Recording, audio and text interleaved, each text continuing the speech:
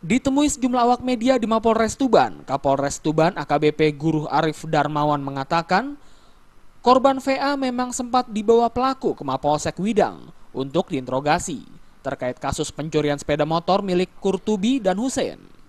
Namun dalam prosesnya Arif mengelak telah terjadi penyekapan dan penodongan pistol ke arah korban.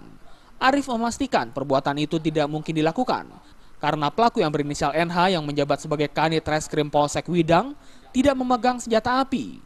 Arif pun sanksi luka memar yang diderita korban di bagian wajah merupakan perbuatan pelaku. Hal tersebut dikuatkan dengan hasil visum yang dikeluarkan dokter Puskesmas Widang terhadap VA. Meski demikian, Arif berjanji tidak akan memberikan toleransi kepada anggotanya yang melakukan kesalahan serta akan memberikan sanksi tegas kepada anggota yang salah tanpa pandang bulu. Berita bahwa pelaku ini disekap itu tidak benar. Ya silahkan, ya kalau misalkan rekan-rekan ini menanyakan kepada kepala desa, termasuk juga menanyakan kepada Kurtubi maupun Hussein.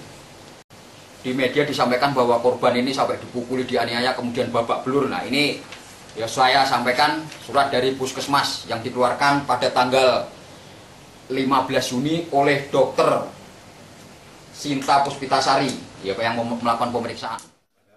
Sementara itu, Kontras Surabaya mensinyalir ada upaya pembohongan publik yang dilakukan Kapolres Tuban dalam pengusutan kasus tersebut.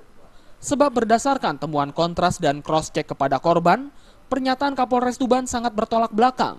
Dijelaskan Kontras penganiayaan terhadap korban terjadi pada hari Senin 15 Juni 2015. Kemudian korban mencoba melaporkan kasus tersebut ke Polsek Widang, namun ditolak.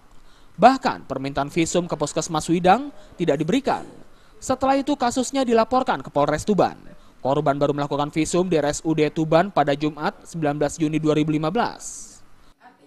Ketika kami mencoba untuk konfirmasi kepada keluarga Vicky bahwa visum dan lain sebagainya itu sebenarnya tidak dilakukan di Puskesmas Widang, tapi baru dilakukan di RSUD dengan bukti yang tadi kita sampaikan, yang kita dapatkan dari Vicky itu kan.